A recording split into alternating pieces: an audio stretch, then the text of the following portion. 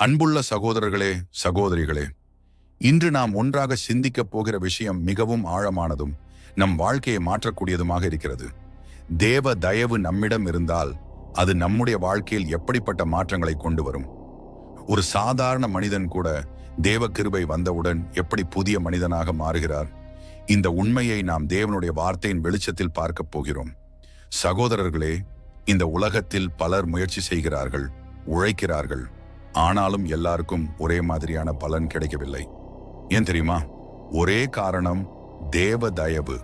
அது வந்தால் ஒரு மனிதனின் வாழ்க்கை சாதாரணத்திலிருந்து அசாதாரணமாக மாறுகிறது. பாருங்கள், பழைய ஏற்பாட்டில் நாம் இதற்கான பல சாட்சிகளை பார்க்கிறோம்.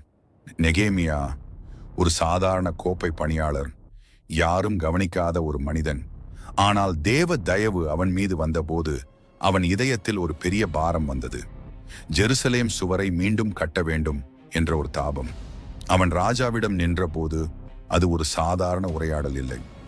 தேவ தயவு அவன் வார்த்தைகளுக்கு எடையை கொடுத்தது. ராஜா கேட்டு மட்டுமில்லை, அனுமதி கொடுத்தார், உதவி கொடுத்தார், பாதுகாப்பு கொடுத்தார். ஒரு சாதாரண மனிதன் தேவ தயவினால் ஒரு தலைவராக மாறினான். மக்கள் அவனை பின்பற்ற ஆரம்பித்தார்கள். இதுவே தேவ தயவின் வல்லமை. அதேபோல் யோசேப்பு விற்கப்பட்டவன், துரோகத்திற்குள்ளானவன், சிறையில் முடங்கியவன். ஆனால் தேவ தயவு அவனை விட்டு போகவில்லை. சிறையில் இருந்த இடத்திலிருந்தே அவன் உயர ஆரம்பித்தான். ஒரு நாளில் அவன் வாழ்க்கை முழுவதும் மாறிவிட்டது. எகிப்தின் 2ஆம் அதிகாரியாக உயர்ந்தான். அவன் பேசியது சட்டமாக மாறியது. அவன் தொடும் காரியங்கள் செழித்தது. இது மனித முயற்சியால் இல்லை, இது தேவ தயவு. அன்பானவர்களே, இதுதான் முதல் அறிகுறி. தேவ தயவு நம்மிடம் இருந்தால் ஜனங்கள் மத்தியில் செல்வாக்கு வரும். நீங்கள் பேசும் வார்த்தைகளுக்கு எடை வரும். மக்கள் உங்களை கவனிக்க ஆரம்பிப்பார்கள், உங்கள் ஆலோசனையை கேட்பார்கள், உங்கள் வாழ்க்கையை பார்த்து இவருடன் தேவன் இருக்கிறார் என்று உணர்வார்கள். 2வது அறிகுறி, தேவ தயவு நமக்கு சரியான மனிதர்களையும் சரியான இடங்களையும் சரியான நேரத்தையும் கொண்டு வரும்.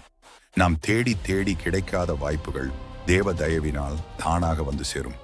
தீமோதேயு ஒரு இளைஞன், ஆனால் தேவ தயவு அவன் மீது இருந்ததால் அவன் பவுல் போன்ற பெரிய அப்போஸ்தலனுடன் சேர்ந்து பணியாற்றும் வாய்ப்பு பெற்றான். அவன் தனியாக உயரவில்லை, சரியான மனிதர்களுடன் இணைக்கப்பட்டான். இதுவே தேவ தயவு. சில நேரங்களில் நாமே கேட்கிறோம், ஏன் எனக்கு சரியான மனிதர்கள் கிடைக்கவில்லை? ஏன் நான் எப்போதும் தவறான சூழ்நிலைகளில் தான் இருக்கிறேன்? அன்பானவர்களே, தேவ தயவு வந்தால் இது எல்லாம் மாறும். அது உங்களை தவறான இடத்திலிருந்து வெளியே கொண்டு வந்து சரியான இடத்தில் நிறுத்தும். 3வது அறிகுறி, அசாதாரண வாய்ப்புகள். மற்றவர்களுக்கு கிடைக்காத கதவுகள் உங்களுக்காக திறக்கும். எஸ்தர் ஒரு சாதாரண பெண், ஆனால் தேவ தயவு அவளை ராணியாக்கியது. அவள் தன் மக்களை காப்பாற்றும் ஒரு நிலைக்கு கொண்டு வரப்பட்டது. அது ஒரு சாதாரண வாய்ப்பு இல்லை, அது தேவனால் திறக்கப்பட்ட கதவு. அன்பானவர்களே, உங்கள் வாழ்க்கையிலும் இதை காண்பீர்கள். எதிர்பாராத உயர்வு, எதிர்பாராத வாய்ப்பு. மற்றவர்கள் முயன்றும் பெறாததை நீங்கள் எளிதாக பெறுவீர்கள், ஏனெனில் அது தேவ தயவு. 4வது அறிகுறி, தைரியமும் உள்ளார்ந்த சமாதானமும். பவுல் சிறையில் இருந்த போதும் பயப்படவில்லை, ராஜாக்களின் முன் நின்ற போதும் தளரவில்லை. ஏன்? தேவ தயவு அவனுடன் இருந்தது.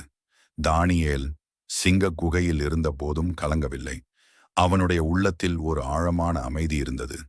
அன்பானவர்களே, உங்களுக்கு இப்போது பயமா இருக்கிறதா? எதிர்காலம் குறித்து கவலையா? குடும்பத்தில் சுமையா? தேவ தயவு வந்தால் அந்த பயம் விலகும். உள்ளத்தில் ஒரு உறுதி வரும். என் தேவன் என்னோடு இருக்கிறார் என்ற நம்பிக்கை உங்கள் உள்ளத்தில் நிலைக்கும். இதுவே உண்மையான சமாதானம். 5வது அறிகுறி, ஆவிக்குரிய வளர்ச்சியும் மன்னிக்கும் இதயமும். தேவ தயவு உங்களை உள்ளிருந்து மாற்றும்.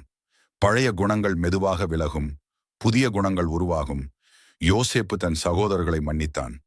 அவர்கள் அவனை விற்றார்கள். ஆனால் அவன் வெறுப்பை பிடித்துக் கொள்ளவில்லை. அவன் இதயம் மாறிவிட்டது. இதுதான் தேவ தயவு. அன்பானவர்களே, நீங்கள் மன்னிக்க முடியாத ஒருவரை மன்னிக்க ஆரம்பித்தால், நீங்கள் கோபமாக இருந்த இடத்தில் அமைதியாக இருக்க ஆரம்பித்தால், நீங்கள் பழைய பழக்கங்களை விட்டு விலக ஆரம்பித்தால், அது தேவ தயவு உங்கள் வாழ்க்கையில் வேலை செய்கிறது என்பதற்கான அடையாளம். இப்பொழுது நீங்கள் உங்களையே கேளுங்கள், இந்த அறிகுறிகள் என் வாழ்க்கையில் இருக்கிறதா? இல்லை என்றால் கவலைப்பட வேண்டாம். இன்று தீக்கை ஆரம்பிக்கலாம். தேவனை தேடுங்கள். உங்கள் இதயத்தை திறந்து கொடுங்கள். கர்த்தரே, உன் தயவு என் மீது இருக்கட்டும் என்று ஜெபியுங்கள். அவர் உங்களை மாற்றுவார்.